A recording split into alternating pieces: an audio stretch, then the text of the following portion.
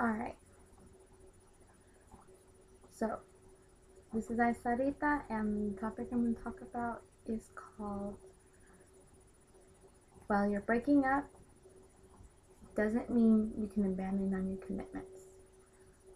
A breakup of a relationship is completely different from the commitments that you set.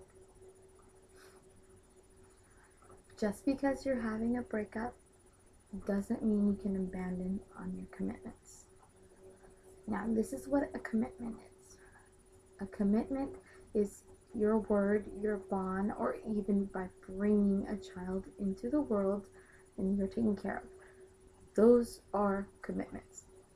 No matter what happens with you personally with your other mate, it can never ever affect the commitments that you made. It might be a little bit weird and take time to adjust, yes, but you can't abandon on your commitments. So I wanted to state, just because you break up in a relationship doesn't mean you get to abandon your commitments as well, the commitments you made towards your family. Now, I'm not talking about family as in mom or dad or your thing. That family doesn't exist anymore. The moment that you create your own family, that is your family. Regardless if you don't like the man, married the man, had not married, it doesn't matter. That's the family you are officially have and are stuck with. Because the children are now have ties and are related by blood, both sides of the family, regardless if you like them or not. So we're feeling. So the first thing you have to remember to yourself, even though you're upset and though you're angry and a little bit confused and you probably cannot stand the other person or even want to just break away or ties for them, that's not realistic. You can space away from them, but you're going to have to build a relationship in the sense of not together anymore, but in the sense of boundaries, that I'm over here at this house, you're over there at that house, and just be there for your children even though you two can't stand each other. And here's why. A child will always need their mother and their father. Now, if you really want your children to have, or child to have its best chance, you know what I mean? You want both parents involved. If you have to separate and live in, that's fine. Nothing's wrong with it. It's better for the child not to see you argue, fight, being conflicted, and bumping heads all the time because you just can't stand each other. It's better for them to actually see that you, even though, you guys did not work out as a relationship together, you can still, you know what I mean, come together, you know what I mean, coexist and handle in raising the family. Because you are going to set the leading example. You're also showing your children that you stick to your commitments. This is a commitment. Raising a child is a commitment. And it's not about how you feel or how the other person feels. That's irrelevant. It doesn't matter about that. What matters is what is the best interest for the child. Not what you want for the child or see the other person suffer. No, not about that. It's about what's really realistically better to the child, so your child would have its best chance. If you were to die the next day, or something would happen to you, or you would have to grow up, that your child would actually grow up, you know what I mean, independent, strong, self-sufficient, and be successful in life. Because that is your job as a parent, is to want to see your child achieve greatness. All right. Even though a relationship is broken up and everything, it doesn't mean it breaks up a family. It just means the family is just a little different. That's all. You want to show them, and you want to be the leading example in showing them that you can be reasonable, hospitable, polite, you know what I mean? And don't let personal issues, you know what I mean, conflict with the commitments and the words in the you made. Anyone can go ahead and just have a child. It takes, hard work and commitment to actually be a parent and be there for the child. And you don't have to be in that environment to raise a child. You don't have to be married to raise a child. You don't have to live in the same house to raise a child. You know what I mean? you can simply, both parents, just get on a gear and realize you're going to just go ahead and try to do whatever it takes. That's the best thing for your child, because you want your child to succeed. And that's with no matter how many of them are. And at first, it doesn't happen overnight to building a relationship with the other one. One side might be immature, or both sides might be immature and want to just bicker and put up personal problems. That's when you have to find it within yourself and check yourself and be like, it's not about the personal issues, about what I want or hear or listen or care. No, it's just simply what it's about my child and trying to get along so we can coexist even though we are no longer together. That's what it's really, truly about. And by doing so, it happens over years later, either me, you set those boundaries to the thing, and your child already gets used to the idea of mom being in one house and dad being in another house. It's not so bad, but you know what? At least they get to see both parents.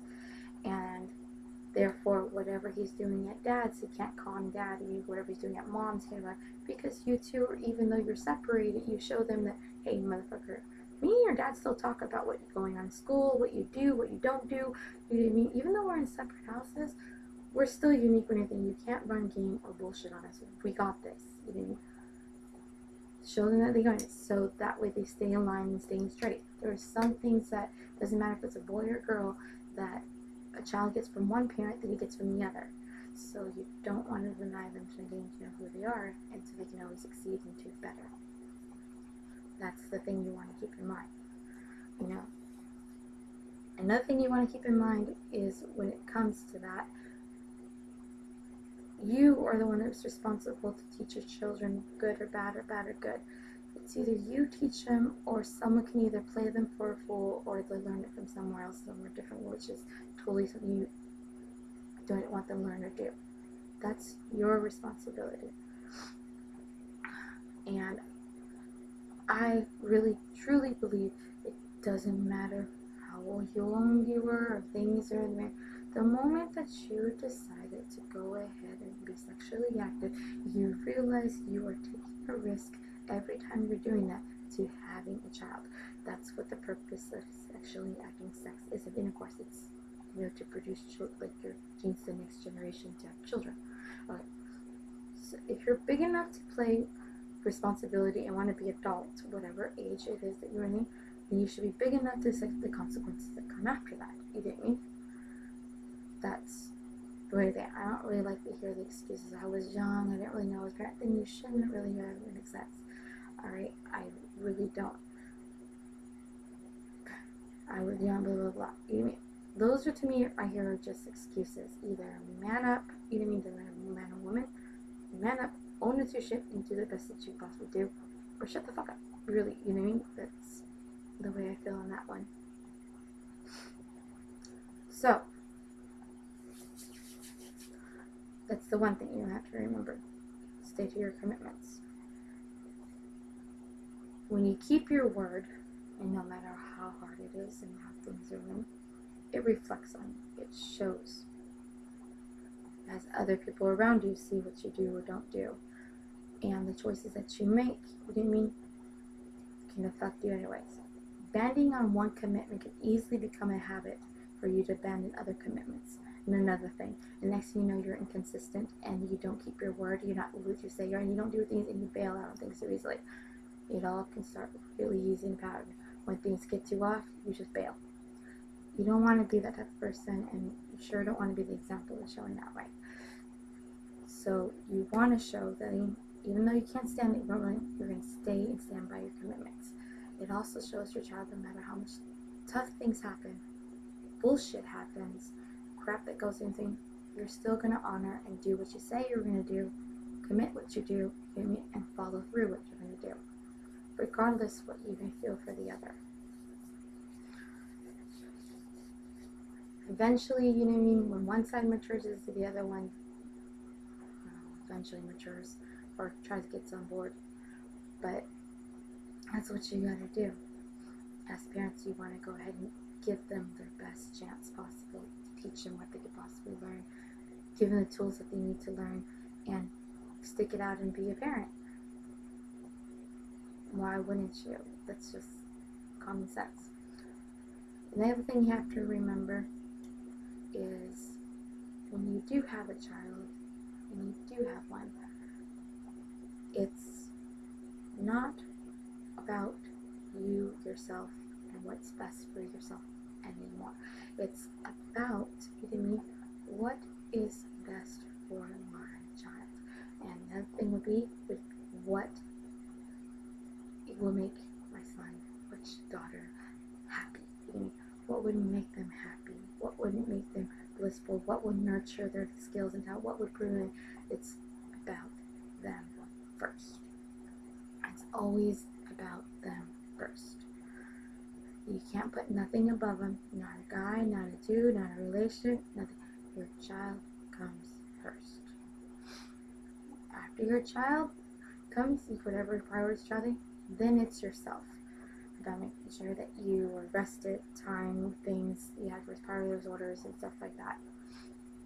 Quality time. You always make sure you have quality time with your child. You're not going to really know your child if you're not really spending time with them and getting to know them, talking to them one-on-one.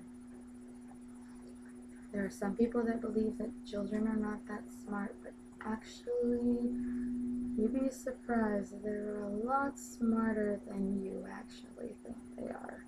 And they pick up a lot of things. Just because they can't articulate the words well or fluently doesn't mean they're stupid. Or they really are very, very, very smart.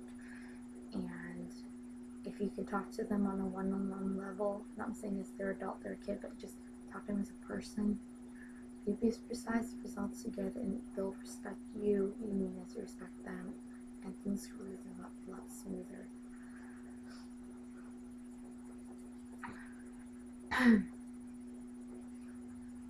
That's another thing what I needed to do. Now, no matter how the breakup was or the reasonings that came behind it, although that the point is you know that you are breaking. Remember to tell yourself it's not about you, it's not about them. Because even though you are married or not married to the person and you separate everything, you kind of need to keep it in your head that due to the fact that that's the other parent. They only have one parent, only one dad and one mom. Okay? No one can ever take the role or explain of the other parent. That's their parent, regardless. So they're always going to want to sleep and learn and know things better, no matter how bad or wrong the parent is. That's their parent. You know what I mean? Never talk bad on the other parent, even though sometimes you feel like you really, really want to. Don't. Because it just makes you look bad and bad yourself. If you have some questions regarding what other parent or everything, tell the child to simply ask the other parent. You don't want to find yourself being immature or talking down on another parent. It doesn't set a good example. You are her example to you. Like I said, you are a parent yourself, and you're trying to teach your son morals, respect, integrity, and carry and dress yourself as a son, and also push them to be the best, intellectually, hard worker, whatever their strengths are. That's what you want to push them to be. Show them that they can do it no matter what stature they're in, or if they're rich, poor, middle class. It doesn't matter. Show them they can do it. That they have their best chance.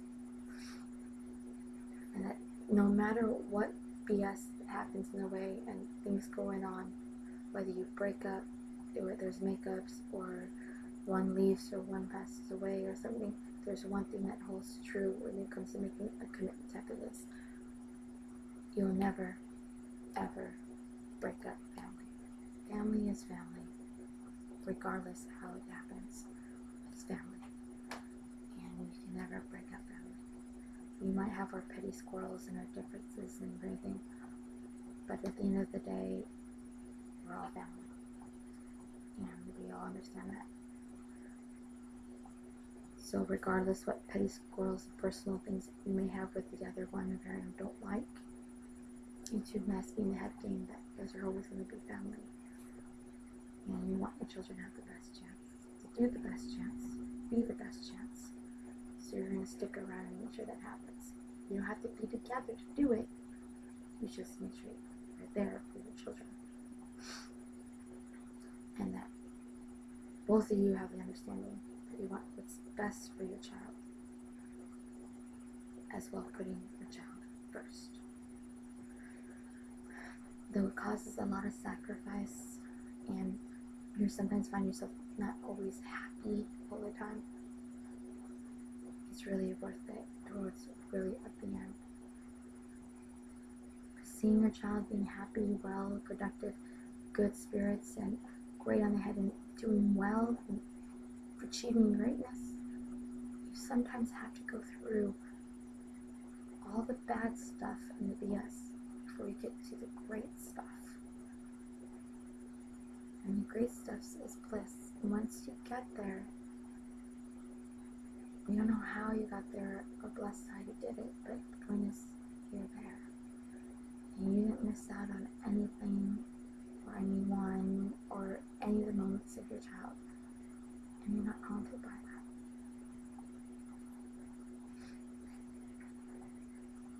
Trying is better than nothing. Applying yourself is better than nothing.